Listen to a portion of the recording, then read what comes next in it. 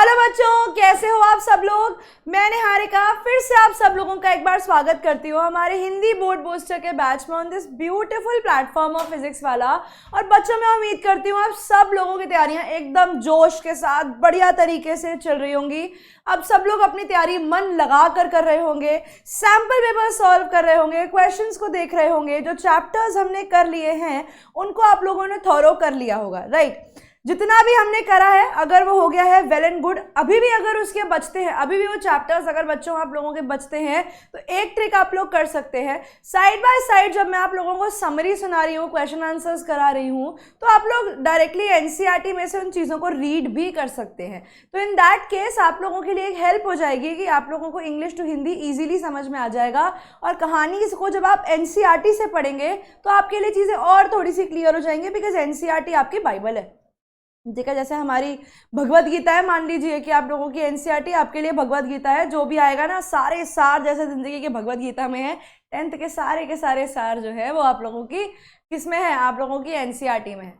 तो side by side जब मैं आप लोगों को किसी भी चीज़ की समरी बता रही होती हूँ ना बच्चों, तो कोशिश कीजिए कि आप लोग अपनी एनसीईआरटी का भी रीडिंग जो है साइड बाय साइड कर रहे हैं, ताकि आप अच्छे से समझ पाएँ कि आपको क्या करना है, कैसे करना है, क्यों करना है, कब करना है, और उसके बाद आप लोग नंबर अच्छे लेकर आ सके। समझ में आया बच्चों।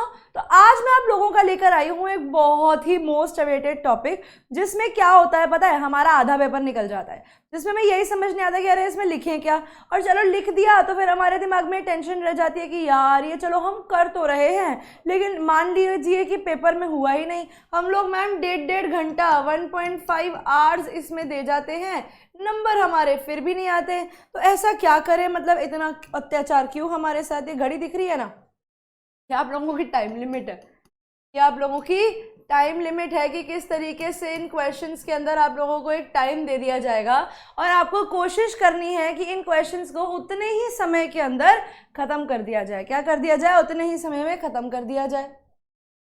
तो बच्चों जी, पढ़ने तो के लिए तो बहुत है इस टॉपिक में, राइटिंग स्किल्स। अब राइटिंग स्किल्स पेपर में आती कौन सी हैं? दो ऐसी राइटिंग स्किल्स जो मोस्टली पेपर्स में दी जा रही हैं इस बार। एक तो हमारे पास है लेटर राइटिंग, ठीक है, एक तो हमारे पास है लेटर राइटिंग, और दूसरा हमारे पास एक चीज जिसमें एक नई आप लोगों के लिए की गई है, एनालिटिकल पैराग्राफ। ठीक है बच्चों, तो आज हम इन दोनों टॉपिक्स को डिटेल में करने वाले हैं। और I am telling you this पहले से ही, थोड़ी सी क्लास लंबी होगी, तो आप लोग चाहे तो अपने लिए ऐसे पॉपकॉर्न चिप्स वगैरह थोड़े से साइड में लेके बैठ सकते हैं कि आप लोग अपनी एक नोटबुक रखेंगे साथ में, ताकि जो भी मैं लिखवा रही हूँ उसे आप लिख ले। बिकॉज ये फॉर्मेट्स आने वाले हैं इसके अंदर, राइट। आंसर तो आपको लिखने की ज़रूरत नहीं पड़ती, जो मैं बताती हूँ वो तो डायरेक्टली आपको PDF मिल जाती है।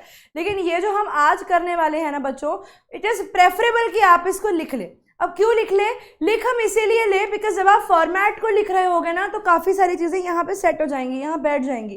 तो यहाँ पर उन चीज़ों को बिठाने के लिए, यहाँ पर उन चीज़ों को सेट करने के लिए मेरा सजेशन ये है, एक ले लो टेबल या जहाँ पर भी पढ़ते हो वहाँ बैठ जाओ, कॉपी खोलो, हाथ में रखो pen, side by side video देखो, उसके फॉर्मेट को लिखो और अपने लिए कुछ मंचिंग के लिए रख लेना, बिकॉज क्लास थोड़ी सी लंबी होगी आज की, बिकॉज हम दो बहुत इंपॉर्टेंट राइटिंग स्किल्स करने वाले हैं। और मेरा टारगेट ये है कि मैं जो राइटिंग स्किल्स आपको कराऊँ वो इतने अच्छे से करा दूं कि आप लोग उन क्वेश्चंस के अंदर गलतियां ना करो। ठीक है बच्चों, तो लेट्स स्टार्ट। एक बार देख लेते हैं कि हमारी आज की क्लास में होगा क्या।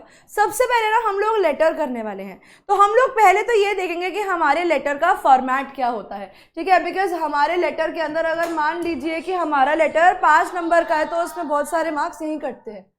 ठीक है, कहाँ पे आते हैं हमारे वो नंबर, हमारे मोस्टली नंबर्स जो है ना वो हमारे फॉर्मेटिंग में ही आ जाते हैं। ठीक है, सेकेंड चीज आती है हमारे लेटर के टाइप्स। अब हमारे पेपर में ना बच्चों इस साल उन लोगों ने क्या किया है, उन्होंने हमें एक लेटर नहीं दिया, उन्होंने हमें लेटर के टाइप्स दे दिए। उन्होंने ये नहीं बोला आपको इस बार कि आपको सिर्फ एक ही टाइप ऑफ लेटर लिखना है, उन्होंने आपको बोला है कि आपको वेरियस तरीकों के लेटर्स को लिखना है, जिसके अंदर उन्होंने इस बार आपको बिजनेस लेटर्स भी दिए हैं।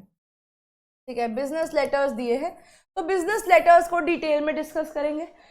फिर आएगा एनालिटिकल पैराग्राफ का फॉर्मेट, कि एनालिटिकल पैराग्राफ क्या होता है, उसका फॉर्मेट क्या होता है, उसे कैसे लिखना चाहिए, और इसका एक एग्जाम्पल क्वेश्चन, ताकि आप लोगों को समझ में आ जाए डिटेल में कि कैसे आप लोग अपने आंसर्स को फॉर्म कर सकते हैं। ठीक है। पहले से ही टेलिंग यू गाइस ये क्लास थोड़ी सी लंबी है, तो प्लीज बियर विद इट। लेकिन हाँ ये है कि आई अज्यूम दिस कि मैं जैसे पढ़ा रही हूँ तुम लोगों को, और अगर तुम उतनी ही शिद्दत के साथ सुन रहे हो जितनी शिद्दत से मैं पढ़ा रही हूँ इस टॉपिक को, तो आई गारंटी दिस पॉइंट, अगर तुम उतनी ही शिद्दत से पढ़ रहे हो सिर्फ तो I can guarantee this point कि लेटर राइटिंग में इसके बाद तुम लोगों को दिक्कत नहीं आएगी। ठीक है, आ जाओ जी।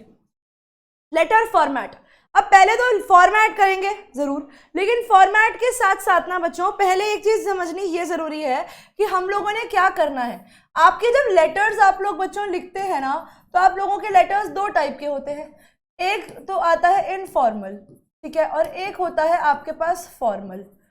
इनफॉर्मल और फॉर्मल। इनफॉर्मल लेटर हम किसको लिखते हैं, ये हम लिखते हैं अपने फ्रेंड्स और फैमिली को, और ये वाले लेटर्स ना बच्चों अब पेपर में आने बंद हो गए हैं। ठीक है, ये लेटर्स अब पेपर में नहीं आते, बिकॉज अब आप लोगों की क्लास ऊपर हो गई है, आप लोग 10th क्लास में आ गए हो, तो ये इजी वाले लेटर्स अब आप लोगों को नहीं देंगे।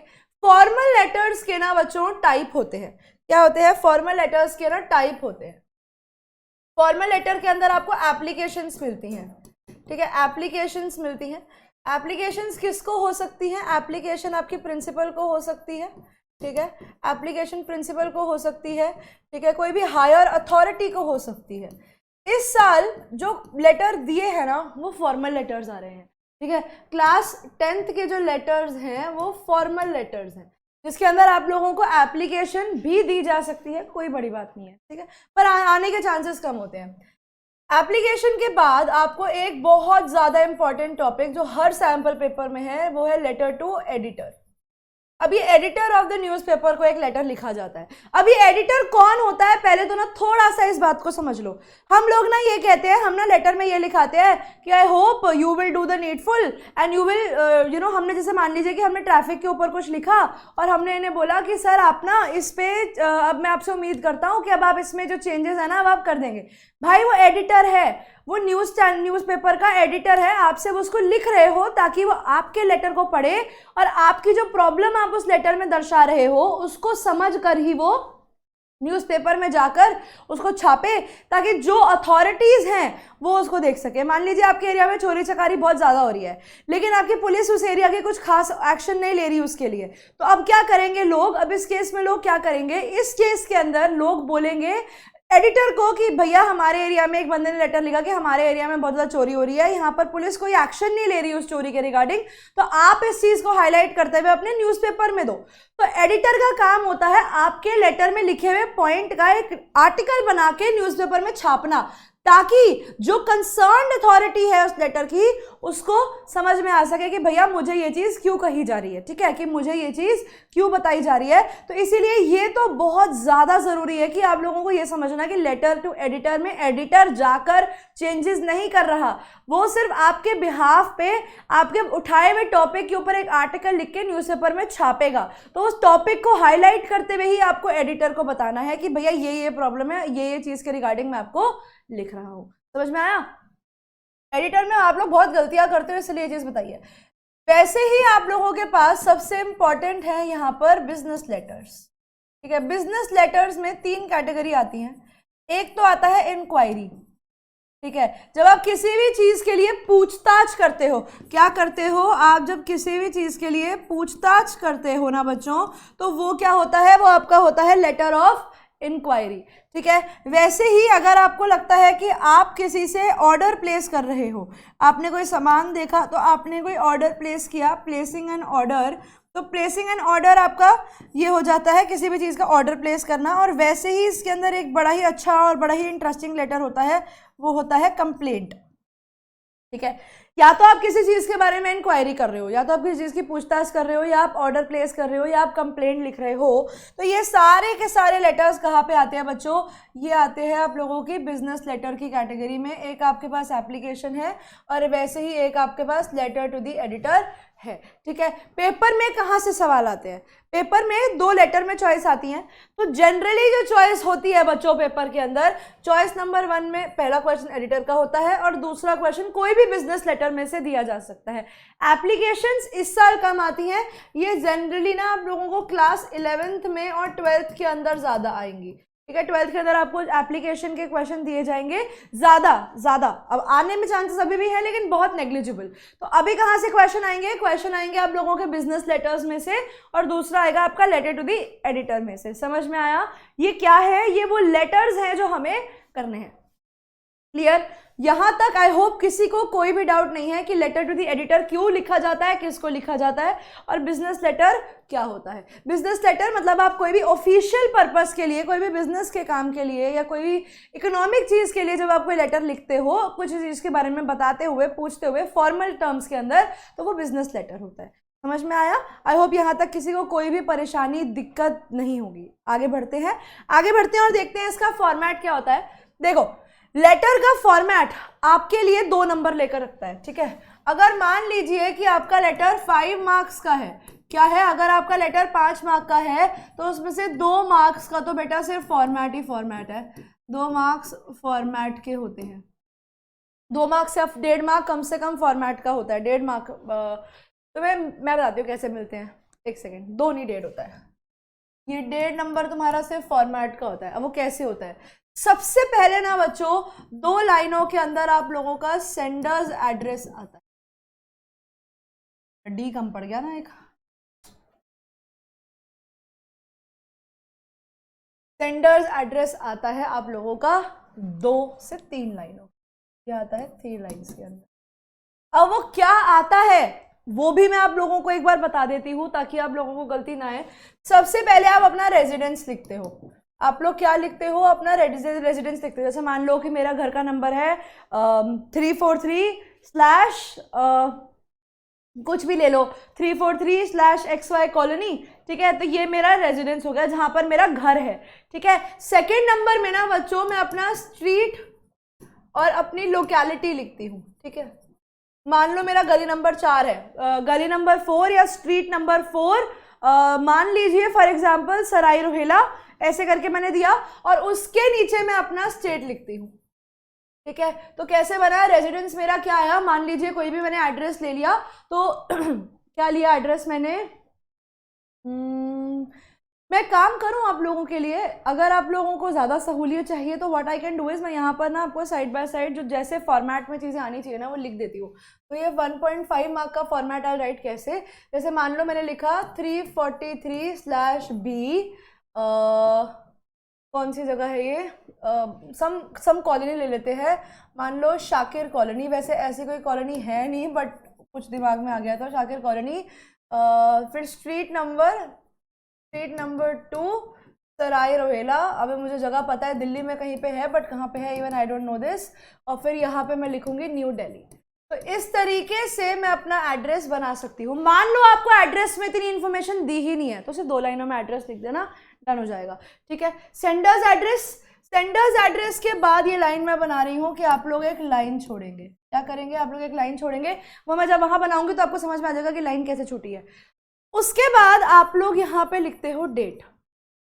ठीक है? आप लोग लिखते हो डेट। अब डेट ना बच्चों जो आप लोग लिखते हो उसमें एक फॉर्मेटिंग की बहुत बहुत बड़ी गलती करते हो, और वो गलती क्या होती है, आप लोग ना ऐसे लिखाते हो 23 जैन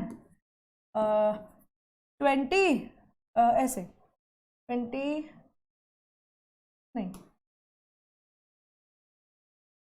ये कॉमा कॉमा कॉमा कॉमा लगा के डेट लिखाते हो। ये डेट गलत हो जाएगी, ये डेट गलत हो जाएगी। सही डेट कैसे आएगी? आप लोग ये भी गलती करते हो 23rd, ये ऑर्डिनल मत लगा के आना, गलत कर दोगे। 23 पूरा लिखो, जनवरी 2023 ऐसे आ सकता। ठीक है? ये जैन और ये कॉमा, डेट के बाद मंथ में कॉमा नहीं लगता, डेट साथ में मंथ, उसके बाद आपका कॉमा। ठीक है? डेट, ये देखो लाइन छूट रही है, स्पेस आ रहा है ना, उसके बाद ऊपर वाले साथ साथ है, नीचे वाला थोड़ा सा अलग है। फिर डेट के बाद आप लोग फिर एक लाइन छोड़ेंगे। अब ये लेटर आप किसको लिख रहे हैं?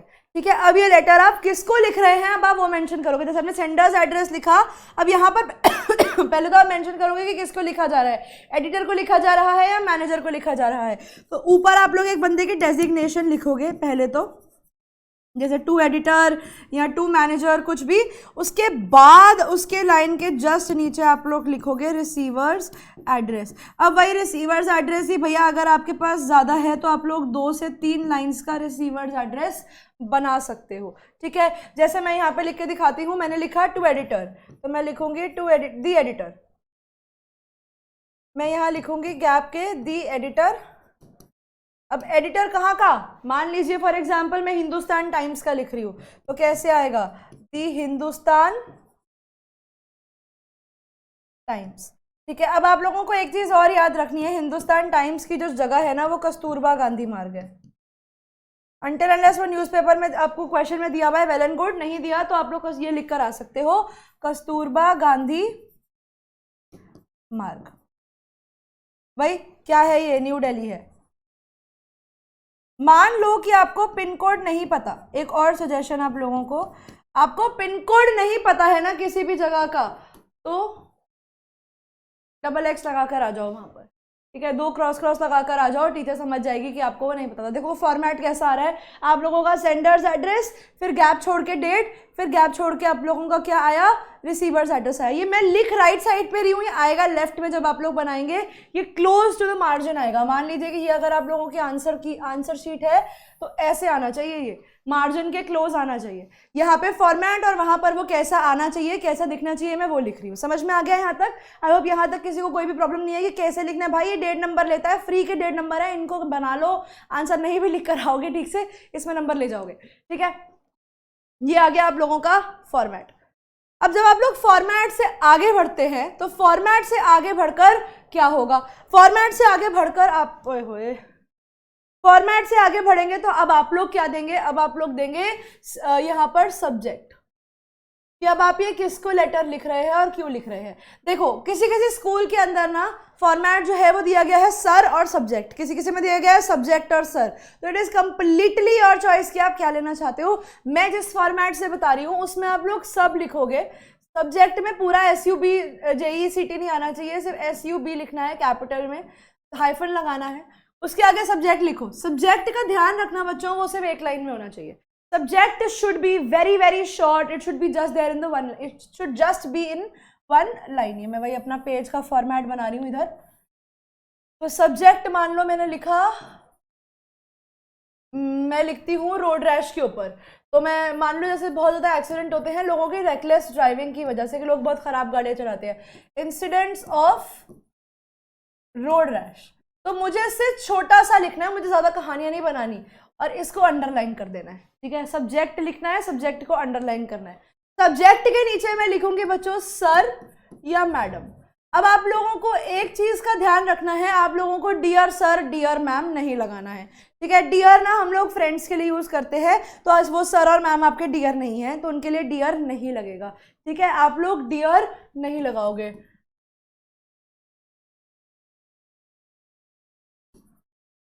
डोंट यूज डियर, ठीक है। तो यहाँ पर क्या आ गया, फिर यहाँ पर हमें गैप छोड़ा था ना, यहाँ पर हमने लिखा सर या मैम, और यहाँ पे वही लाइन आ रही है, लाइन हम लोग छोड़ रहे हैं, और सब्जेक्ट के बीच में भी लाइन आनी है।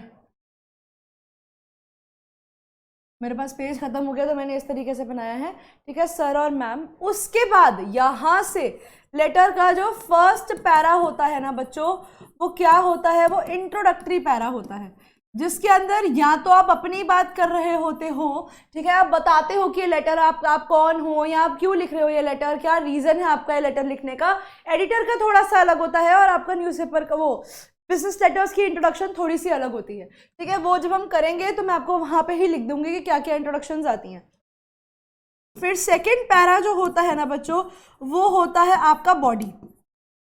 बॉडी माने जिसके अंदर आप अपने मेन पॉइंट्स को मेंशन करते हो।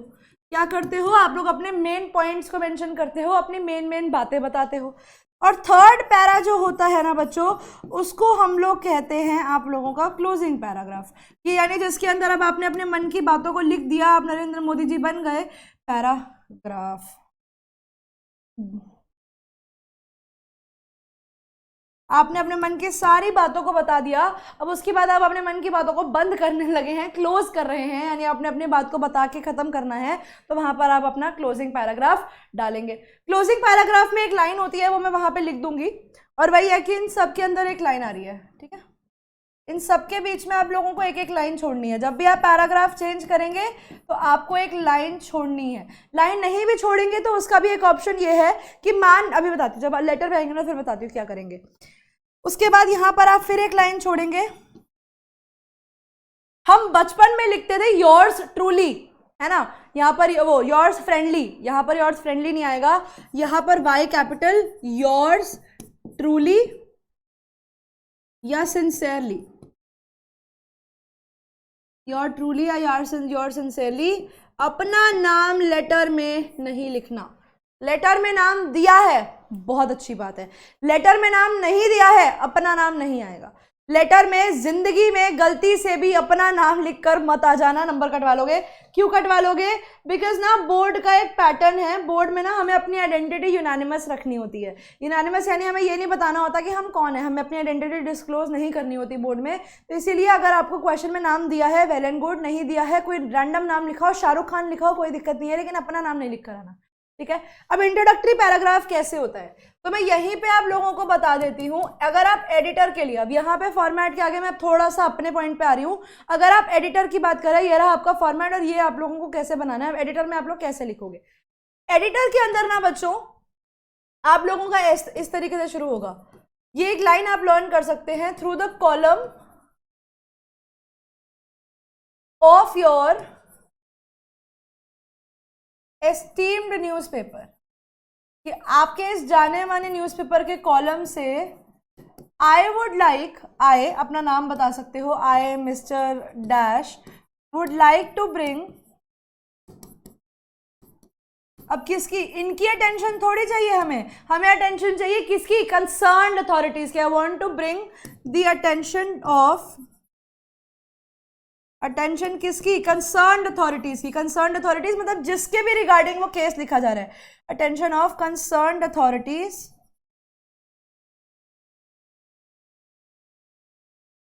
कंसर्न्ड अथॉरिटीज रिगार्डिंग, अपना पॉइंट दो, रिगार्डिंग किसके, रिगार्डिंग, और फिर अपनी कहा अपना टॉपिक बता सकते हो यहां पर कि आपका क्या टॉपिक है, ठीक है। ये आप लोगों का इंट्रोडक्टरी पैराग्राफ है, ये क्या है, ये आप लोगों का इंट्रोडक्टरी पैराग्राफ होगा, किसके लिए, एडिटर वाले केस के लिए।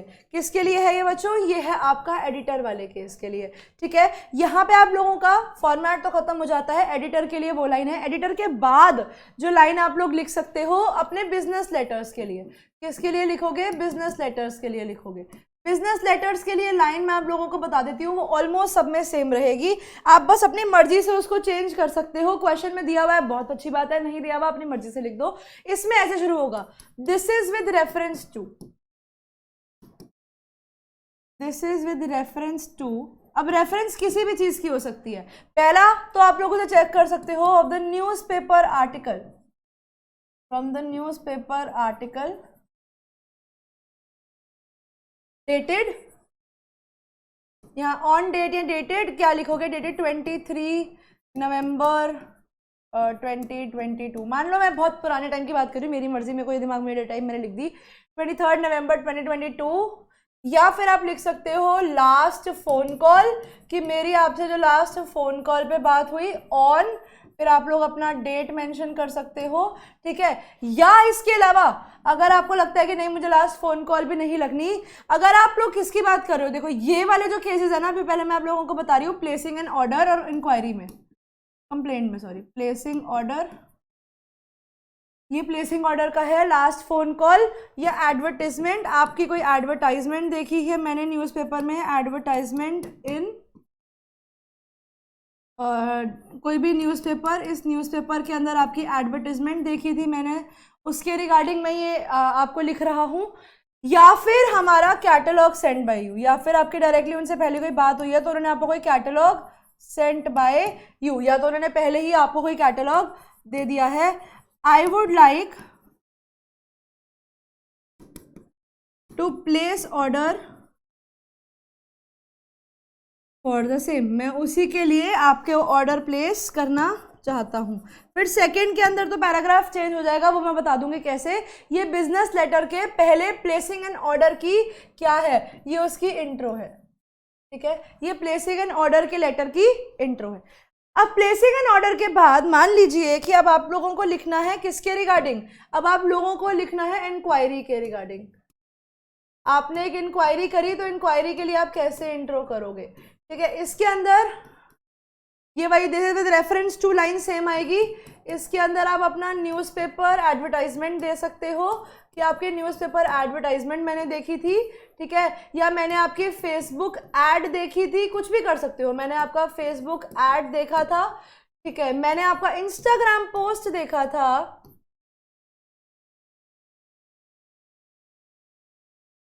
और क्या आ सकता है, पैम्फलेट इन द न्यूज़पेपर, या आपको न्यूज़पेपर में उनका कोई पैम्फलेट मिला। अब आप इसके अंदर इन चारों में आप लोग एक वर्ड डालेंगे, इन सब में आप लोग एक वर्ड डालेंगे डेटेड डैश, ऐसे। उसके बाद आई वुड लाइक, जैसे place an order for the same है, I would like to inquire about the same. मैं उन सब चीज़ों के बारे में आप लोगों से पूछना चाहता हूँ, मैं आप लोगों से इन्फॉर्मेशन लेना चाहता हूँ उन चीज़ के बारे में जो भी आपने मुझे बताया है। समझ आ गया। ये बिजनेस लेटर में प्लेसिंग एन ऑर्डर की इंट्रोडक्शन, ऐसे आप लोग अपने बनाएंगे इंक्वायरी की इंट्रोडक्शन। वैसे ही आप लोग एक लास्ट हमारे पास होता है कंप्लेंट, कंप्लेंट की इंट्रोडक्शन आप लोग कैसे बनाएंगे, मेन कंटेंट में भी बता दूंगी कैसे बनेगा। अब कंप्लेंट के इंट्रोडक्शन में वही this is with reference to line तो रहेगी, this is with reference to तो भैया चेप दो हर जगह पे आएगी, this is with reference to, ये तो पेटेंट है, आनी ही आनी है, फिक्स लाइन है तीनों एप्लीकेशंस के अंदर, सॉरी तीनों बिजनेस लेटर्स के अंदर, ये नहीं कट सकता। उसके बाद अब आप लोग इसमें डालेंगे अब इसमें क्योंकि अब आपने सामान परचेज किया है, ठीक है, अब आपने कोई सामान परचेज किया है तो आप उसकी डिटेल देंगे। जैसे for example this is reference to the goods purchased from your shop on, कोई डेट दे दो, यहाँ पे आ जाएगी डेट। अब कैसे लिया, वाया बिल नंबर, कोई रैंडम बिल नंबर दे दो 2314OB, मान लो मैंने ये दे दिया 2310OB, रैंडम है, कुछ भी दे सकते हो, तुम्हारी मर्जी है, ठीक है। Bill number, payment via cheque या कैश, फॉर प्रोडक्ट कोड। अब आप लोगों को एक रैंडम प्रोडक्ट कोड भी बनाना पड़ेगा। जैसे मान लो मैंने बनाया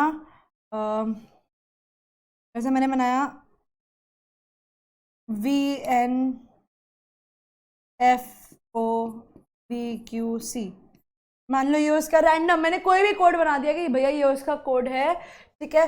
ये अब आपने लिखा इट वॉज वर्किंग, अब आपको प्रॉब्लम बतानी है ना, तो ये बताओगे पहले तो वो सही काम कर रहा था, it was working fine for some days, बिल्कुल सही काम हो रहा था, fine for some days, but now, अब क्या हो रहा है, but now it has started to have some problems. Initially तो सही काम कर रहा था लेकिन अब उसके अंदर कुछ परेशानियां होनी शुरू हो गई हैं। तो मेन आपने जो इंट्रोडक्शन दे दिया बच्चों, वही आपके आंसर को सही बना देगा। बॉडी हर एक की अलग है, वो जब लेटर कराऊंगी अभी तो उसमें डिस्कस करा दूंगी। ये क्योंकि इंट्रोडक्शन हर एक की अलग है इसलिए हर एक की अलग दिया है। वैसे ही अगर आप इनकी वो करते हो, क्लोजिंग लाइन्स करते हो ना, क्लोजिंग लाइन्स भी हर एक की अलग होती हैं, जिसमें सबसे पहले अगर आप क्लोजिंग लाइन की बात करोगे प्लेसिंग एन ऑर्डर की, प्लेसिंग एन ऑर्डर की, तो इसकी जो क्लोजिंग लाइन होती है ना बच्चों, इट इज की लुकिंग फॉरवर्ड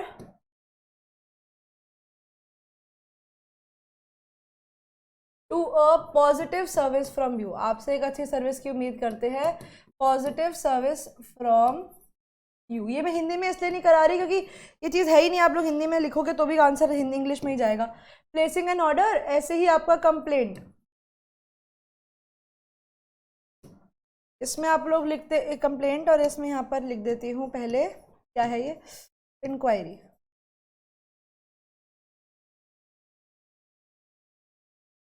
इधर आता है लुकिंग फॉरवर्ड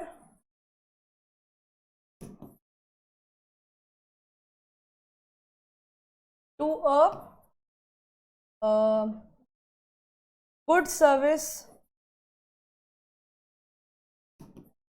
फ्रॉम यू। अब हम आपसे एक अच्छी सर्विस की उम्मीद करते हैं, और इंक्वायरी में लुकिंग फॉरवर्ड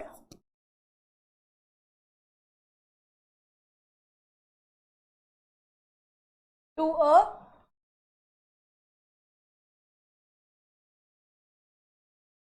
फास्ट या स्पीडी रिप्लाई फ्रॉम यू, क्योंकि हमने कुछ पूछा है तो हम चाहते हैं कि वो हमारा जल्दी रिप्लाई कर दे। तो ये इनके क्लोजिंग लाइन है, बाकी सब सेम तरीके से बंद हो जाएंगे। तो इनकी इंट्रोडक्शन क्लोजिंग लाइन आप लोगों को आनी ज़रूरी है, बाकी तो कंटेंट हम बीच में अब जब करने वाले हैं लेटर्स को, तो उसमें ही वो साइड बाय साइड आ जाएगा। समझ में आ गया?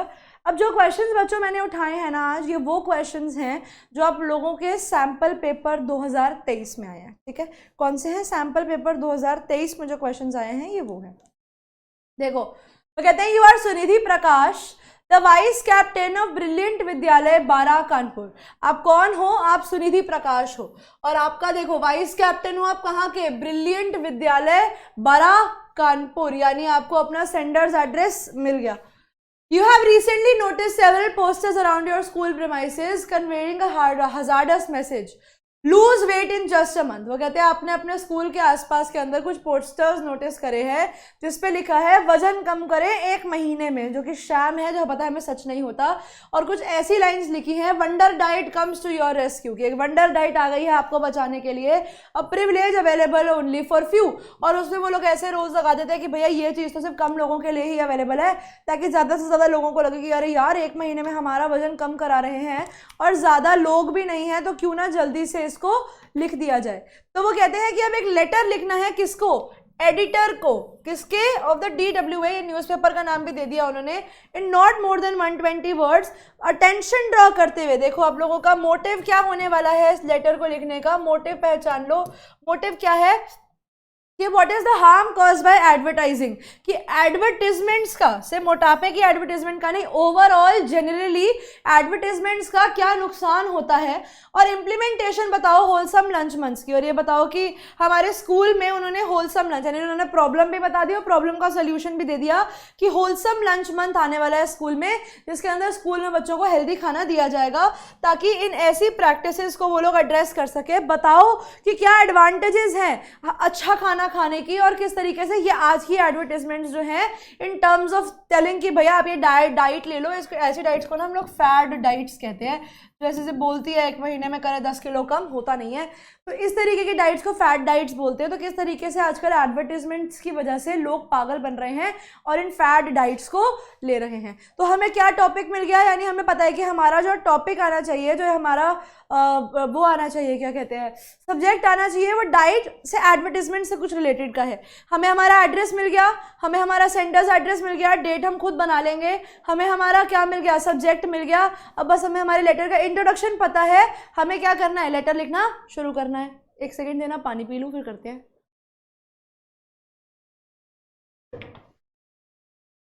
चलो जी, करें स्टार्ट। अब आप लोगों को एड्रेस दिया हुआ है, वेल एंड गुड। अब चाहो तो एग्जामिनेशन हॉल भी लिखकर आ सकते हो, 2 लाइनों में एड्रेस लिख सकते हो। फिर आपने 1 लाइन छोड़ के लिखी डेट। फिर अब आप आते हो एडिटर के ऊपर। दी एडिटर कहाँ का? हिंदुस्तान टाइम्स, कस्तूरबा गांधी मार्ग, न्यू दिल्ली। आप चाहो तो DWA, जैसे उन लोगों ने वहाँ पे दिया हुआ है DWA, मान लो दिल्ली 1100XX, आपको नहीं पता है पिन कोड, कुछ भी लगा दो, ठीक है। उसके बाद सर, जैसे मैंने बोला ना कि आप लोगों को हो सकता है सब्जेक्ट सर सब्जेक्ट ऊपर नीचे दिया हो, सर। और सब्जेक्ट देखो, fake health advertisements and steps to counter them, कि फेक हेल्थ एडवर्टीजमेंट्स कैसे होती हैं और उनके स्टेप्स टू काउंटर यानी कंट्रोल देम, कि हम उन्हें कैसे रोक सकते हैं। तो देखो 1 लाइन के अंदर मेरा सब्जेक्ट आ गया, और इतने में ही बेटा मेरे 1.5 नंबर पूरे हो जाएंगे, ठीक है। मुझे आधा नंबर इनका मिल रहा है, ठीक है, मुझे आधा नंबर इनका मिल रहा है, और मुझे आधा नंबर इनका मिल रहा है। 1.5 नंबर तो मुझे ऐसे ही मिल जाएगा, ठीक है। 1.5 तो यहीं मिल जाएंगे। अब आ जाओ इधर, अब मेन लेटर शुरू करते हैं। अब आपने अपना नाम बता दिया कि भैया मैं हूं सुनिधि प्रकाश। अब आप चाहो तो वो वाली लाइन भी ले सकते हो और नहीं चाहो तो थोड़ा सा डिफरेंट करके भी लिख सकते हो। दूसरा वो तरीका वो है जो आप लोग रट के चले जाओ, लिख दो, गलत नहीं होगा। ये वो तरीका है जो आंसर्स में, जो आंसर की में दिया गया है आप लोगों के पेपर की। Sunidhi Prakash the vice captain of क्या, द ब्रिलियंट विद्यालय, अपना कंसर्न एक्सप्रेस करती है towards several poster demonstrations of wonder diets and their benefits being put around the school premises। हमने क्वेश्चन से ये लाइन उठाई कि सुनिधि प्रकाश जो वाइस कैप्टन है ब्रिलियंट विद्यालय की, वो अपना कंसर्न दिखाना चाहती है बताते हुए कि किस तरीके से लोगों ने ये वंडर डाइट्स निकाली हैं और बताए हैं कि लोगों को उनके बेनिफिट्स होते हैं। और इसकी वजह से जो बच्चों का माइंड है टेंडर, यानी जो उनका सॉफ्ट ब्रेन है, यानी जो बहुत चीज़ों को देखकर पिघल जाता है, वो बच्चे भी उन ऐसी डाइट्स को देखकर पिघल जाते हैं। बिकॉज स्कूल में तो मजाक मस्ती बच्चों के वेट के ऊपर बहुत ज़्यादा होती है कि तू तो मोटा है, तू तो ऐसा है, तू तो वैसा है। तो बहुत सारे बच्चे पीयर प्रेशर में आकर उस डाइट को ले लेते हैं, जिससे सामने वाला तो पैसा कमा लेता है लेकिन वेट में कोई फर्क नहीं आता, वेट रिड्यूस नहीं होता। These posters promote false benefits of following wonder diets and losing weight in short duration of time। तो उसने बोला कि देखो, उसने क्या बताया, उसने यहाँ पर अपनी प्रॉब्लम को जाहिर किया पहले ही पैराग्राफ के अंदर इंट्रोडक्शन देते हुए कि ये डाइट्स जो है ना, ये लोगों को फॉल्स क्लेम्स देती हैं। ये उन्हें दिखाती है कि भैया डाइट तो बहुत ही अच्छी चीज़ है और आप शॉर्ट ड्यूरेशन ऑफ टाइम में, आप कम समय के अंदर भी अपना वेट रिड्यूस कर सकते हैं। तो अब यहाँ पे हमने पहले प्रॉब्लम दे दिया और फिर हमने वो लाइन दिया कि मैं चाहती हूँ कि आप इस टॉपिक की तरफ लोगों की अटेंशन को लेकर जाओ। ये देखो, I want to draw your attention towards the matter expecting proper measures to be taken by the concerned authorities. आ गई ना लाइन, उन्होंने लाइन को ट्विस्ट करके दे दिया। उन्होंने पहले प्रॉब्लम बता दी और फिर अपना मेन पॉइंट बोला कि मैं चाहती हूँ इस टॉपिक की तरफ लोगों की अटेंशन जाए। I want the attention of the concerned authorities, आपकी भी, ताकि आप इसके बारे में कुछ लिखो सो दैट कि जो कंसर्न्ड अथॉरिटीज हैं, यानी जो इस मैटर को हैंडल करने वाले लोग हैं, उन तक हमारी पॉइंट को हम पहुंचा सके। अब वो कहते हैं हेल्थ इज अनडाउटेडली प्रीशियस। अब देखो, यहां से शुरू होता है बच्चों बॉडी। तो लेटर के अंदर जब आप लोग बॉडी की बात करते हैं स्पेसिफिकली एडिटर वाले लेटर के अंदर, तो उसके अंदर आप लोग चाहो तो एक पैटर्न फॉलो कर सकते हो, PCC, ठीक है। उसमें आप लोग क्या कर सकते हो, नहीं PSC, IPSC, आप लोग UPSC देते हो ना, हम लोग यहाँ पर IPSC को फॉलो करेंगे। पहले हमने इंट्रो देना है, फिर हमने प्रॉब्लम बतानी है, फिर हमने सॉल्यूशन देना है और फिर हमने उसकी कंक्लूजन देनी है। तो अगर आप इस तरीके से अपने आंसर को बना के चलोगे बच्चों, तो वो स्ट्रीमलाइन हो जाएगा थोड़ा सा, कि पता है कि कहाँ पे मुझे फिर इसके बाद ये डालना है, इसके बाद ऐसे डालना है।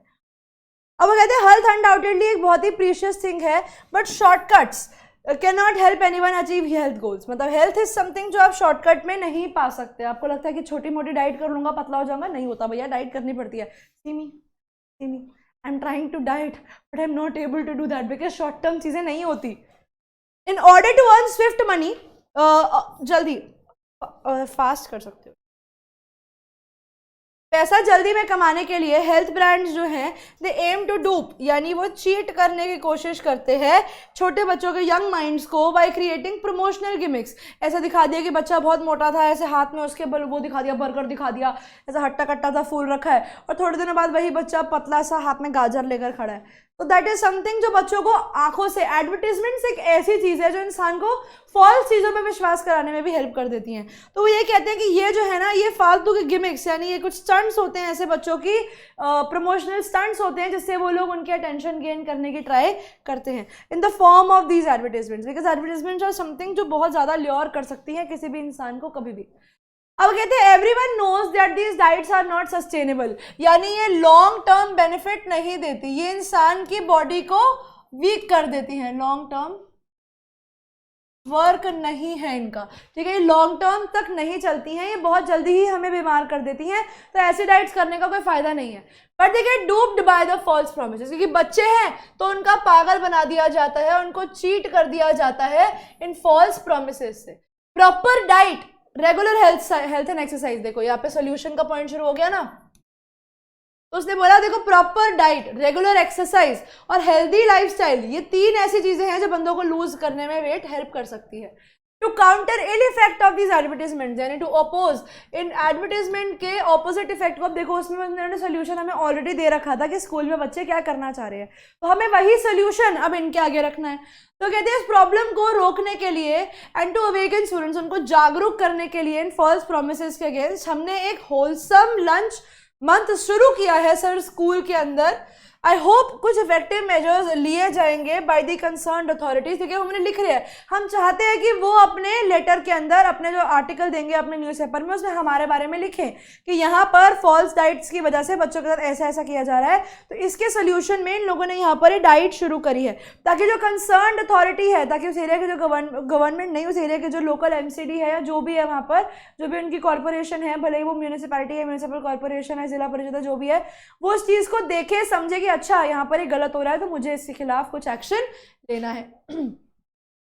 टू एंश्योर कि आज की जनरेशन अपनी importance of adopting healthy lifestyle समझे instead of opting temporary measures, ताकि जो कंसर्न्ड अथॉरिटीज़ हैं उन्हें भी समझ आए कि बच्चों का पागल बनाया जा रहा है और ऐसी कंपनीज़ को बैन कर दिया जाए जो स्पेशली एजुकेशन सेक्टर्स के बाहर ऐसी चीज़ें दे रहे हैं। जैसे बहुत जगह पे ऐसा होता है कि स्कूल के बाहर ही ऐसे नियर बाय ऐसे वो खुले हुए होते हैं, आपके लॉन्च खुले होते हैं, पब्स खुले होते हैं, दैट इज समथिंग रॉन्ग। तो वो बंद हो जाने चाहिए बिकॉज आप लोग एक स्कूल प्रेमाइसेस के पास में हो, so all these things are not good there. तो ठीक है, इस तरीके से हमने अपने लेटर को लिखा। एक और लाइन अब आप इसके अंदर जो ऐड कर सकते हो अपने एडिटर वाले पार्ट के अंदर, वो ये है यहाँ पर एंडिंग में, I hope my views will, ये आप लोगों की क्लोजिंग लाइन है, my views will find a place in your column, कि आपके कॉलम में हमें जगह मिलेगी हमारे व्यूज़ को, एंड कंसर्न्ड अथॉरिटीज़, और क्या होगा, कंसर्न्ड अथॉरिटीज़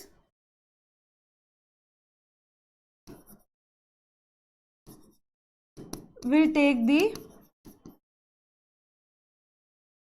रिक्वायर्ड एक्शन, और उसके बिहाफ पे वो रिक्वायर्ड एक्शन लेंगे। ठीक है, वो क्या करेंगे, वो रिक्वायर्ड एक्शन लेंगे। ये लाइन वेरी वेरी इंपॉर्टेंट, आप चाहो तो अपने आंसर में डाल दो और सीधे सीधा नंबर लेकर जाओगे। ठीक है, इस तरीके से हम लोग हमारे लेटर को एंड कर सकते हैं। फिर वही yours truly Sunidhi, because question में उस बच्चे का नाम हमें ऑलरेडी दे रखा है, सुनिधि प्रकाश। तो अब आप चाहो तो इसके आगे इसका सरनेम ऐड कर सकते हो, पर अगर आपको क्वेश्चन के अंदर कोई भी नाम नहीं दे रखा तो ABC, शाहरुख खान, सलमान खान, कुछ भी लिखा हो, अपना नाम मत लिख कर आना। समझ में आया? This was the example of what, ये आप लोगों का एग्जाम्पल था एडिटर के लेटर का। अब बढ़ते हैं आगे और देखते हैं सेकेंड क्वेश्चन। सेकेंड क्वेश्चन में वो कहते हैं, वो इस जैसे उन्होंने हमें वैसा क्वेश्चन दिया, वो हमें ऐसा क्वेश्चन भी दे सकते हैं, डायरेक्टली एक डब्बा बना के दे देंगे। वो कहते हैं, you are Samina Javeri, class 10th, Vadodara, Gujarat. You come across a following information on local libraries notice board. ये इन्फॉर्मेशन तुम्हें लोकल नोटिस बोर्ड पे मिलती है कि create educational board game and send us at teen toggle games private limited. उन्होंने बोला, एक invitation दिया हुआ है, मतलब एक एडवर्टीजमेंट आई हुई है कि आप लोग कोई एजुकेशनल बोर्ड गेम बनाओ और उसे टीन टॉगल गेम्स पे भेज दो। एंड एड्रेस दिया हुआ है 307 सतीजा बिल्डिंग, कोलाबा, मुंबई, बाय जुलाई 2022। जो टॉप 10 बोर्ड विनिंग गेम होंगे ना, उन्हें इंटरनेशनल पोर्टल पे वो कराया जाएगा, फीचर किया जाएगा। अट्रैक्टिव स्कॉलरशिप्स भी दी जाएंगी विनर्स को, यानी बच्चे को एक एडवर्टाइजमेंट दिखी थी है समीना जवेरी को। अब वो कहते हैं, you wish to participate but require more information. तो अब आपको इन्फॉर्मेशन चाहिए, यानी अब आप क्या करोगे बच्चों, अब आप करोगे इनसे इंक्वायरी, अब आप इनसे सवाल पूछोगे। तो 120 वर्ड्स के अंदर इनके रूल्स, स्कॉलरशिप डिटेल्स, डेडलाइंस, इन सब के बारे में पूछते हुए एक क्या लिखो, इंक्वायरी लेटर फॉर्म करो। अब आप लोग क्या कर सकते हो, इसमें आप लोग एक चीज़ और ऐड कर सकते हो बच्चों, इसके अंदर आप अपना ईमेल आईडी भी ऐड कर सकते हो। ज़मीना जवेरी, क्लास 10th, वडोदरा, गुजरात से लड़की लिख रही है। डेट के बीच में इन लोगों ने गैप नहीं दे रखा है, डेट के बीच में गैप, और फिर आप चाहो तो उसकी ईमेल आईडी लिख सकते हो। Email ID is completely optional, आप चाहो तो इसको छोड़ भी सकते हो, आपके नंबर नहीं कटेंगे। ठीक है, इट इज़ कम्प्लीटली ऑप्शनल। किसको लिख रही है, मैनेजर को लिख रही है, टू मैनेजर, किसके, टीन टॉगल गेम्स, कहाँ पे, 307 सतीजा बिल्डिंग, कहाँ पे, कोलाबा, मुंबई। तो आ गया ये 3 लाइनों के अंदर इनका एड्रेस, 3 लाइनर एड्रेस आ गया। उसके बाद आप लोगों का subject board games.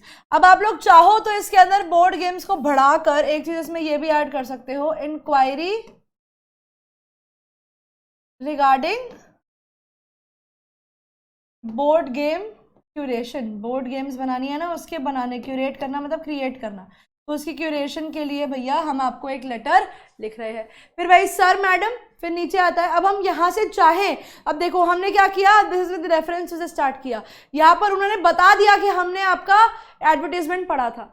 I read about the educational board game competition being organized by your company and keen to participate in the same। तो हमने बोला कि हमने आपके उस चीज़ के बारे में पढ़ा था और मैं बहुत ज़्यादा उत्सुक हूँ उसमें पार्टिसिपेट करने के लिए। However, मुझे कुछ चीज़ें जाननी है, the rules for the competition, the amount of scholarship and ये डिटेल्स जो उस नोटिस के अंदर अवेलेबल नहीं है, उन सबको बताते हुए क्या आप मुझे बता सकते हैं। उसके बाद देखो अब आप कैसे कैसे सवाल डाल सकते हो, कहाँ, क्यों, कब, कैसे, सारे WH फैमिली के क्वेश्चंस को उनसे पूछ डालो। जैसे हमने पूछा फर्दर कि क्या ये स्कॉलरशिप वन टाइम अफेयर है, यानी क्या मुझे वन टाइम ही स्कॉलरशिप मिलेगी, ईयरली है या मंथली चीज़ों में भी आ जाएगी, या लॉन्ग टर्म स्कॉलरशिप है। I would also wish to know about the criteria of the entry।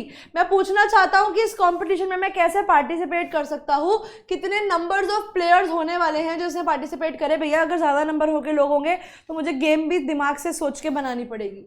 Last but not the least जैसे वर्ड्स को आप यूज कर सकते हो अपने आंसर के अंदर। Will the entries be collected from the school by your representative या each participant is send it to directly to the teen toggle office. तो हमने उनसे ये भी पूछा कि क्या ये जो एंट्रीज हैं वो हमारे स्कूल से डायरेक्ट ले ली जाएंगी या फिर आपके रिप्रेजेंटेटिव्स आएंगे आपके या हमसे लेने, या हमें आपके ऑफिस में डायरेक्टली खुद पोस्ट करनी है। I would be grateful if you send me the details at the earliest so that I can start preparing accordingly। और ऐसी क्लोजिंग लाइन क्या है, आई वुड बी ग्रेटफुल से। आप लोग चाहो तो इसको न्यू पैरा के अंदर भी लिख सकते हो कि मैं बड़ी खुशगुजार होंगी आपके अगर आप मुझे सारी के सारी डिटेल्स जो है वो भेज देते हैं। Thanking you, your sincerely Samina. इस तरीके से आप लोग अपना लेटर लिख सकते हैं। ठीक है, समझ में आ गया। एक और लेटर है हमारे पास जो है हमारा प्लेसिंग ऑफ ऑर्डर में। अब कहते हैं being the examination in charge of the esteemed institution you have been working with you are answerable to any discrepancy occurring while placing order for stationery and related stuff।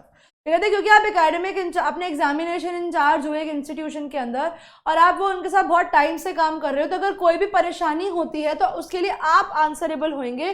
Discrepancy यानी कोई भी problem अगर वहाँ पर होती है तो उसके लिए जवाबदेही आपकी होगी। You want to choose leading supplier of stationery items। अब आपको अपने ऑफिस के लिए अपने स्कूल के लिए स्टेशनरी आइटम्स मंगानी है और उसके और कुछ सामान। You want to choose leading supplier of stationery items of the city and ensure prompt and quality delivery कि आपको जल्दी और अच्छे चीज़ क्वालिटी का सामान मिल जाए। और अब आपको क्या करना है, आपको यहाँ पे वर्ड्स मिल जाएंगे, आपको उसके लिए एक ऑर्डर प्लेस करना है। आपका नाम है वैभवी सिन्हा और आप एग्जामिनेशन इंचार्ज हो गुडवे पब्लिक स्कूल की, औरबिंदो रोड, इंदौर। आपको पूरा एड्रेस मिला हुआ है, आप क्या हो, आप एग्जामिनेशन इंचार्ज हो, आपको डेजिग्नेशन मिल गई। कौन सा स्कूल है, गुडवे पब्लिक स्कूल है। कहाँ है, औरबिंदो रोड पे है। कहाँ पे, इंदौर में। आपको क्या चाहिए, आपको 4 रीम्स ऑफ वाइट पेपर चाहिए, यानी 4 बंडल्स ऑफ वाइट पेपर चाहिए, 2 पैकेट ऑफ कार्बन पेपर चाहिए। उन्होंने आपको आइटम्स भी लिख कर दे दी हैं। पेपर में चांसेस है कि आपको प्लेसिंग इन ऑर्डर में आइटम आ जाए, चांसेस है कि पेपर में आइटम ना आए। 1 डजन रजिस्टर, उसी के साथ साथ आपको 1 डजन रजिस्टर भी दिया गया है। Blue and red ball pens मंगाने हैं 50 ईच। इस ऑर्डर को लिखना है किसको, सनराइज स्टेशनरी मार्ट को। एड्रेस क्या है, 12 मॉल रोड, इंदौर। इनकी टर्म्स, अब इसमें ना एक बहुत इंपॉर्टेंट चीज आती है, टर्म्स एंड कंडीशन, जिसमें आप मोड ऑफ पेमेंट बताओगे, पूछोगे कि कितना डिस्काउंट दे रहे हो और उनसे डिलीवरी डेट लेते हुए भी इसको बताना है। तो आइए स्टार्ट करते हैं और देखते हैं इस लेटर को कैसे लिखा जाता है। भाई Goodway public school, Aurobindo road, Indore. Email दे दिया आपने अपना, फिर आपने डेट लिखी, फिर आपने दी मैनेजर किसका, sunrise station mart, 12 mall road, Indore address. फिर आप लोग यहाँ पर रेफरेंस लिख सकते हो कि किस रेफरेंस में लिख रहे हो। आप चाहो तो सब्जेक्ट लिख सकते हो, सब्जेक्ट अंडरलाइन कर देना।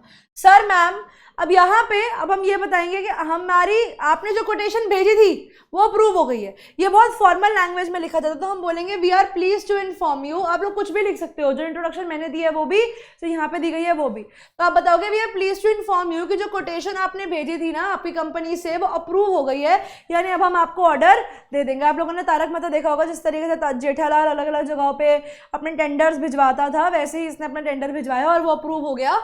We do hope that you will meet our requirement regarding the quality of material as well as the timely delivery of the same.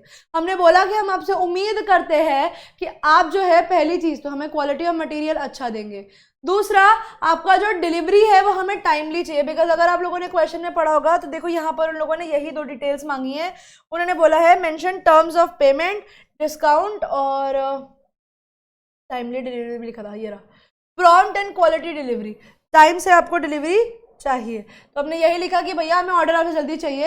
As when the order is placed with you Thus we wish to place our first order with you of a few stationery items जो हमें urgent basis पे चाहिए।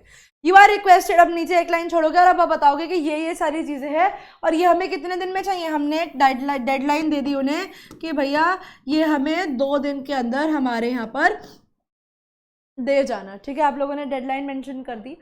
इस तरीके से आप लोग एक चार्ट बना सकते हो।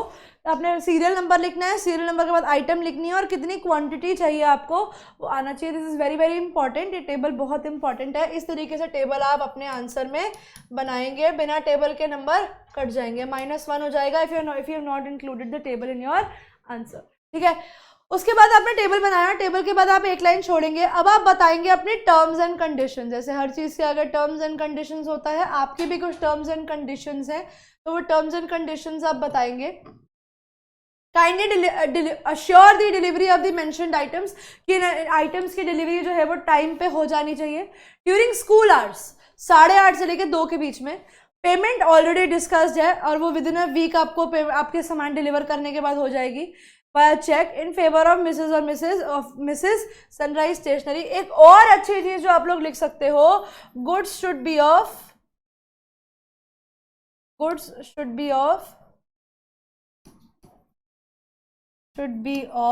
A1। कैसी होनी चाहिए? A1 quality. No payment for, we will not pay for any defected products. हम किसी भी डिफेक्टेड प्रोडक्ट के लिए पे नहीं करेंगे।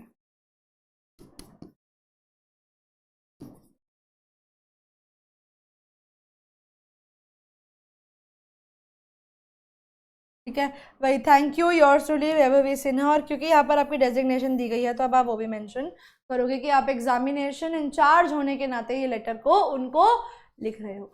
समझ में आ गया बच्चों कैसे हम लोग लेटर्स को लिख सकते हैं? यहाँ तक के बाद आई डोंट थिंक कि लेटर्स में आप लोगों को दिक्कत होनी चाहिए, डाउट होना चाहिए। लेटर्स इसी के साथ हो जाते हैं ख़त्म। और अब बच्चों हम लोग स्टार्ट करते हैं हमारे एनालिटिकल पैराग्राफ को, जो दिखने में आसान लेकिन छोटा पैकेट बड़ा धमाका टाइप कैटेगरी में एक राइटिंग स्किल आती है। तो let's start with analytical paragraph and देखते हैं इसमें हम लोग कैसे कैसे क्वेश्चंस को सॉल्व करेंगे और क्या क्या चीज़ें हैं जो हमें आनी चाहिए। चलिए जी करते हैं एनालिटिकल पैराग्राफ को। देखो एनालिटिकल पैराग्राफ ना इट इज़ एक हिंदी में इस राइटिंग स्किल के लिए एक कहानी है। ये ना चंटों की राइटिंग स्किल्स है, मतलब जो इंसान चंट है, जिसको बातें बनानी आती है ना लेकिन सही तरीके से बनानी आती है वो राइटिंग स्किल, ये वाली तो बहुत मज़े से कर लेगा। देखो एनालिटिकल पैराग्राफ में ना बच्चों एक वर्ड आ रहा है एनालिसिस। ठीक है, सही तो लिखा था मैंने, एनालिसिस। तो एनालिसिस क्या होता है? आपकी जजमेंट है ना। जब आप किसी भी चीज को जज करते हो, उस पर अपनी जजमेंट देते हो, तो वो आपका उस चीज के रिगार्डिंग एनालिसिस होता है। तो एनालिटिकल पैराग्राफ यानी उसके अंदर वो आपको कुछ ना कुछ इन्फॉर्मेशन दे देंगे और उस इन्फॉर्मेशन के थ्रू आपको किसी ना किसी चीज को क्या करना है, आपको जज करना है, एनालाइज करना है और एनालाइज करके उसके ऊपर लिखना है। अब इसमें कुछ फीचर्स होते हैं, कुछ पॉइंट्स टू रिमेंबर होते हैं जो आपको पता होने एकदम कतई ज़रूरी होते हैं। वो क्या होते हैं पहला समझ लो। एनालिटिकल पैराग्राफ ना आपको कोई भी चार्ट, कोई भी डाटा हैंडलिंग, बचपन में मैथ्स में किया था ना, कोई भी डाटा हैंडलिंग का थिंग उठा के दे देंगे। वो आपको कोई चार्ट दे सकते हैं, कोई टेबल दे सकते हैं, सिर्फ कुछ इन्फॉर्मेशन दे सकते हैं, कोई ग्राफ दे सकते हैं, कुछ आइडियाज दे सकते हैं और बोलेंगे कि इनसे आपको क्या समझ में आता है उसके ऊपर एक पैराग्राफ लिखो।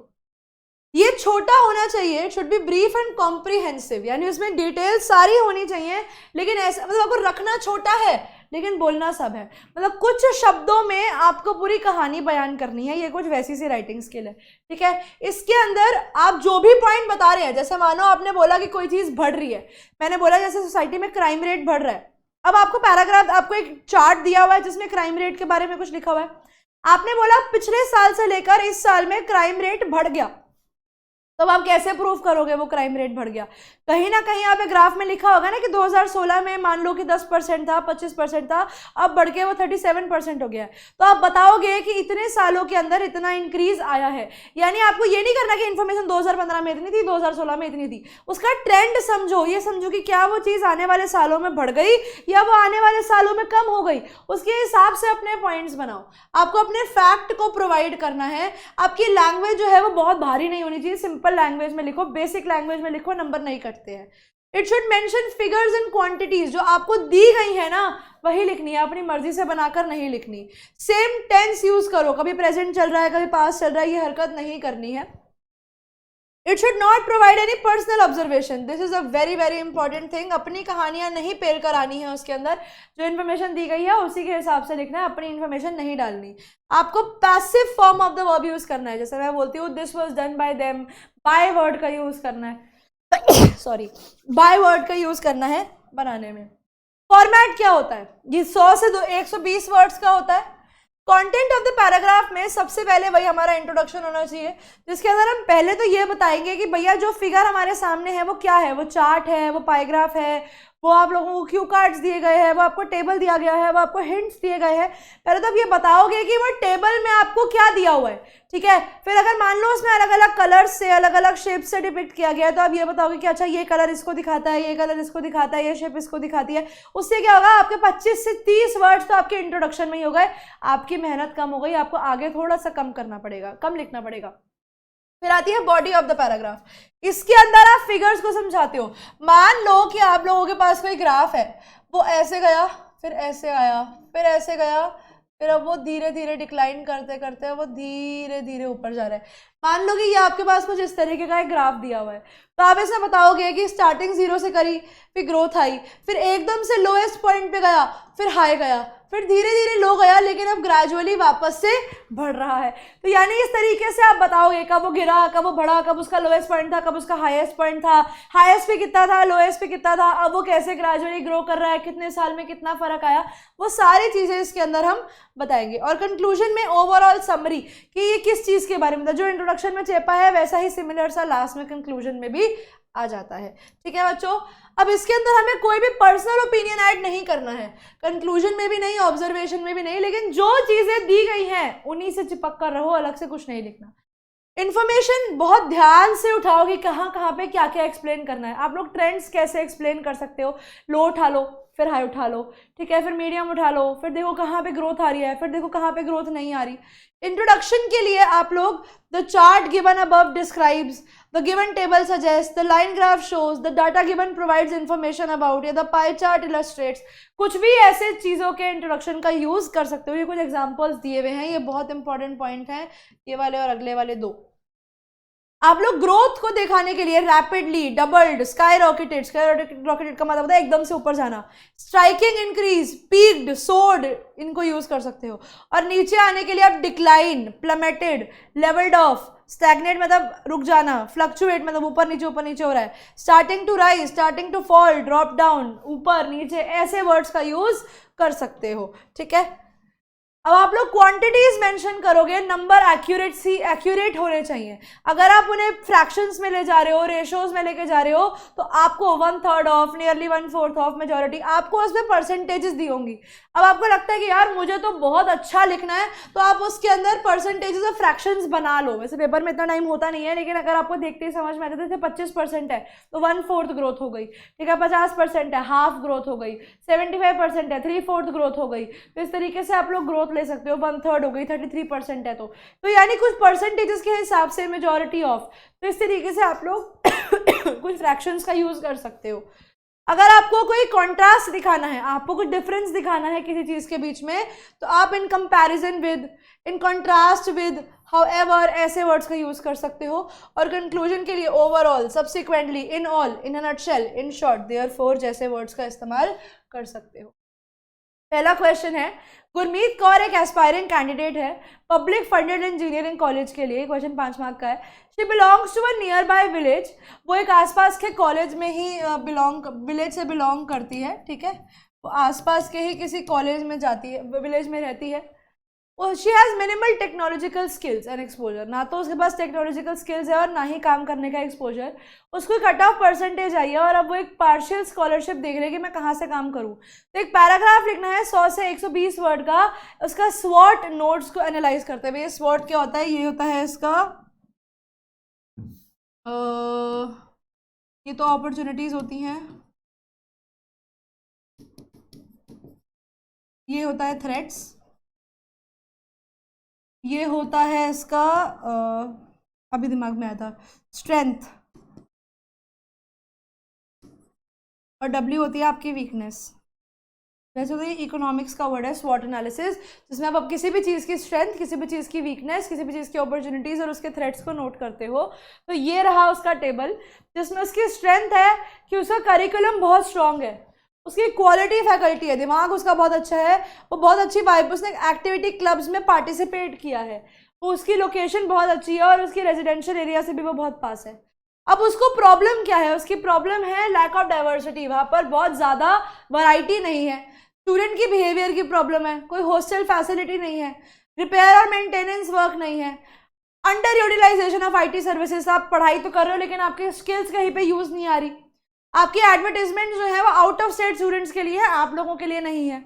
इसके पास अपॉर्चुनिटीज़ क्या है? अगर वो उस कॉलेज में एडमिशन लेती है तो वहाँ पर वो प्रैक्टिकल बेस्ड रिसर्च कर सकती है, वो पार्टनरशिप करती है प्रोफेशनल ऑर्गेनाइजेशन के साथ, वो वहाँ की एक बड़ी अच्छी एल्यूमिनाई यानी एक एक्स स्टूडेंट बन सकती है और वहाँ से वो यूरोपियन कंट्री का एक्सचेंज प्रोग्राम भी ले सकती है। यानी एक्सचेंज प्रोग्राम होता है जिसमें बाहर के कंट्री का एक बच्चा हमारे में आता है और हम उसकी जगह बाहर पढ़ने चले जाते हैं।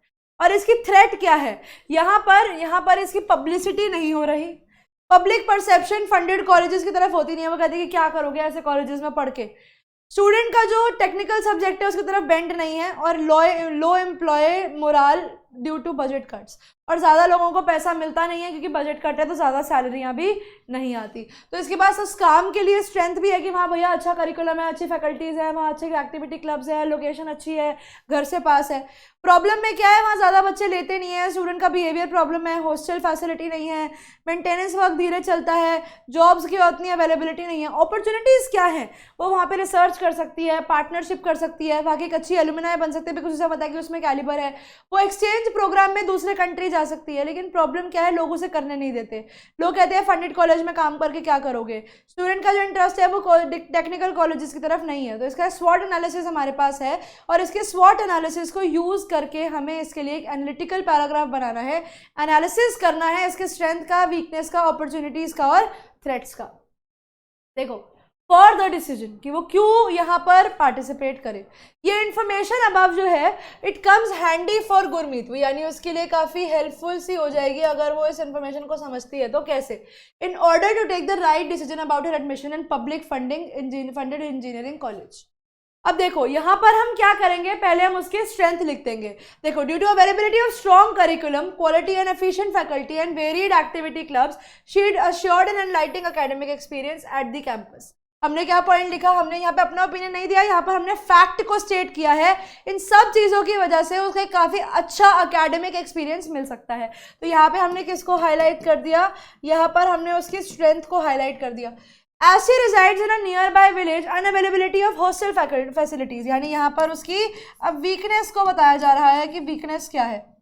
As she lives in a nearby village, unavailability of hostel facility would not be grave as she may choose to travel daily from her village। अब उन्होंने बोला था कि वहाँ हॉस्टल फैसिलिटी नहीं है, तो उन्होंने क्या पॉइंट दे दिया कि भैया वो रहती नियर बाय, क्योंकि देखो स्ट्रेंथ के अंदर क्या लिखा था? Close proximity to residential area, और यहाँ पे लिखा नो हॉस्टल फैसिलिटी। घर के पास है तो हॉस्टल की जरूरत ही नहीं है। तो हमने उस पॉइंट को मोल्ड करके लिख दिया कि भैया उससे घर के पास ही है तो उसको हॉस्टल जाने की रिक्वायरमेंट ही नहीं होगी, उसके लिए वो एक मेजर इशू बनकर नहीं आएगा, उसके लिए आसान है जाना। And will further help to be independent, और इससे वो इंडिपेंडेंट भी बनेगी। ठीक है। Opportunity is like practice based research, और वहाँ पर वो प्रैक्टिस बेस्ड रिसर्च कर सकती है, पार्टनरशिप कर सकती है प्रोफेशनल कंपनीज के साथ, इंटरनेशनल स्टूडेंट एक्सचेंज प्रोग्राम में पार्टिसिपेट कर सकती है। उससे वहाँ से उसका वी कैन गारंटी कि उसका एक ब्राइट फ्यूचर बनेगा वो कॉन्फिडेंट और स्किलफुल हो जाएगी। यहाँ पे यानी यहाँ पर हमने किसको अपॉर्चुनिटीज़ को हैंडल कर दिया। ये अपॉर्चुनिटीज़ जो है उसको उसकी वीकनेस, जितनी भी वीकनेस थी जैसे limited exposure due to lack of diverse culture, उसको हेल्प खत्म करने में हेल्प करेगी। तो यहाँ पे बच्चों हमने क्या किया, हमने अपने आंसर को मोल्ड कर लिया। हमने ऐसा नहीं किया कि पहले स्ट्रेंथ लिखी फिर वीकनेस फिर अपॉर्चुनिटीज़ फिर थ्रेट्स, हमने सबका एक कोलैबोरेटिव सा मिक्स बनाकर लिख दिया। एनेबिलिटी एंड यहाँ पे थ्रेट की पॉइंट, अब यहाँ पे आ गया थ्रेट, आ गया enabling her to mend the negative public perception towards public funded colleges। यहाँ से लोगों का जो स्टीरियोटाइप है कि नहीं भैया पब्लिक फंडेड कॉलेजेस अच्छे नहीं होते, वो भी उनके दिमाग से जाएगा और स्टूडेंट जो है वो टेक्निकल सब्जेक्ट्स के बारे में बात करेंगे। The right decision for her to be a part of public funded engineering college. तो लास्ट में हमने क्या दे दिया, उसके लिए हमने कंक्लूजन दे दी कि उसके लिए भैया जो राइट डिसीजन होगा वो होगा इस कॉलेज के अंदर पार्टिसिपेट करना। तो हमने क्या किया, हमने उसकी स्ट्रेंथ वीकनेस अपॉर्चुनिटीज और थ्रेट्स को एनालाइज किया। एनालाइज करके हमने एक पूरा पैराग्राफ बनाया जिसमें हमने क्या किया, पॉजिटिव दिया, नेगेटिव दिया, फिर नेगेटिव से कैसे वो पॉजिटिव हो सकता है वो बता दिया और अपने पैराग्राफ को बना लिया। यहां पर हमने क्या किया, चीजों का एनालिसिस किया। ये कौन सा वाला था, ये मुश्किल वाला था, ठीक है। ये कौन सा था, ये मुश्किल वाला था। पेपर में इतने मुश्किल देने नहीं चाहिए उनको, आई होप सो ना दे, बट क्योंकि ये कौन से है, ये ना 2023 के सैंपल पेपर में आया हुआ क्वेश्चन है अभी रिसेंट इस साल, तो बस इसीलिए क्वेश्चन में लेकर आई कि थोड़ा सा डिफरेंट था ये, बिकॉज नॉर्मली आपको ग्राफ चार्ट्स दिए जाते हैं, स्वॉट एनालिसिस नहीं दिया जाता। तो स्वॉट एनालिसिस इस बार आया था, तो that is why I have taken up this question as well. आ जाओ जी, एक और क्वेश्चन देखते हैं जिसके अंदर उन्होंने हमें क्या दिया हुआ है, उन्होंने हमें एक प्रोडक्टिविटी चार्ट दे रखा है कि विमेन क्या क्या प्रोडक्ट यूज करती है। विमेन यूज करती है फेस वॉश, नहीं भैया फेस वॉश, विमेन यूज करती है फेस वॉश, विमेन यूज करती है टोनर और विमेन यूज करती है सनस्क्रीन। तो ये मान लो कि जो फेस वॉश का डब्बा है ना बच्चों, वो पूरा का पूरा रंगीन है। टोनर का जो डब्बा है वो थोड़ा सा धब्बेदार है, मतलब उस पर यूं मान लो, उस पर यूं वाली लाइनें बनी हुई हैं। और जो आपका सनस्क्रीन वाला है ना वो ऐसा है, तो कुछ ऐसा मान के चलो, बिकॉज यहाँ पर आपको क्लियर नहीं दिख रहा। 3 महीने का सेल्स दिया हुआ है, जून जुलाई अगस्त। जून में फेस वॉश 25% और नंबर ऑफ टाइम्स 25 बार औरतें यूज करती है, और गर्मी का मौसम है। फिर टोनर वो कम लगाती हैं क्योंकि गर्मी का मौसम है तो ज़्यादा चिपचिप चेहरे पे नहीं होना चाहिए। और यहाँ पर सबसे ज़्यादा वो यूज़ करती है सनस्क्रीन की, भैया गर्मी है, गर्मी यूवी रेज भी लगनी चाहिए। फिर आते हैं हम लोग जुलाई के महीने के अंदर। जुलाई में लोगों का फेस वॉश कम हो जाता है बिकॉज चिपचिप होती है। ये हमें पॉइंट लिखने नहीं है, लेकिन हम समझ रहे हैं कि कैसे बनाना है। फिर इनके टोनर बढ़ जाते हैं क्योंकि भैया टैनिंग हो जाती है। और फिर सनस्क्रीन तो लगनी है, सनस्क्रीन तो ऊपर रहेगी because sunscreen is a skin protectant. फिर अगस्त आ गया, बारिशें चल रही हैं, फेस वॉश कम है, टोनर है हमारे पास, और हम क्या देख रहे हैं, तीसरा हम देख रहे हैं कि सनस्क्रीन का यूज़ ज़्यादा हो गया है अगस्त में। लेकिन अगर नोटिस किया जाए तो ये हल्का, अच्छा ये हल्का सा बढ़ा है और ये भी हल्का सा बढ़ा है। आप लोग इस तरीके से ट्रेंड्स को नोटिस कर सकते हो कि कहाँ से ट्रेंड बढ़ा है। अब देखो, अब आप लोगों के पास यहाँ पे नंबर दिए हुए हैं, ये कुछ 25%, ये आप लगा लो कुछ 23, ये आएगा 24, मैं ब्लैक से लिख दूँ 23, 24, फिर ये आएगा आप लोगों का 27, कुछ आसपास लगा लेते हैं। ये आ रहा है आपका 30, ठीक है। ये आ गया आपका 24, ये कितना जा रहा है, ये जा रहा है 28, ले लेते हैं इसको। और ये भैया तो 40 पार कर गए। मतलब हम आइडिया लगा सकते हैं अपने ग्राफ को देखकर कि इतना इतना इसके अंदर बन रहा है। अब इस ग्राफ को बना तो लिया, अब इस ग्राफ को बनाने के बाद इसको लिखना कैसे है वो भी देखो ये गिवन बार ग्राफ क्या दिखाता है। इंट्रोडक्शन में क्या दोगे, ये हमें दिखाता है क्या, usages of skin care products by women of by over a period of 3 months, जून जुलाई अगस्त में। प्रोडक्ट्स जो है वो बेसिक स्किन केयर रिजीम में, बेसिक स्किन केयर रूटीन के प्रोडक्ट हैं जिसमें हमारे पास फेस वॉश, टोनर और सनस्क्रीन है। वो क्या है, वो फेस वॉश है, टोनर है और सनस्क्रीन है। ये मंथ्स जो है वो जून जुलाई अगस्त के हैं। एंड अब देखो यहाँ पर आपने क्या पॉइंट दिया, ये जनरली वेट मंथ होते हैं, it is very crucial time for skin care, और यहाँ पर ये बड़े ही ज़रूरी होते हैं स्किन केयर के लिए। तो यहाँ तक तो बच्चों आपका इंट्रो पॉइंट हो गया। अब यहाँ से हम लोग शुरू करेंगे हमारा कंटेंट वाला पार्ट। ये बार ग्राफ क्या दिखाता है, ये दिखाता है most use product is the toner which is really important to for a flawless skin. Toner है,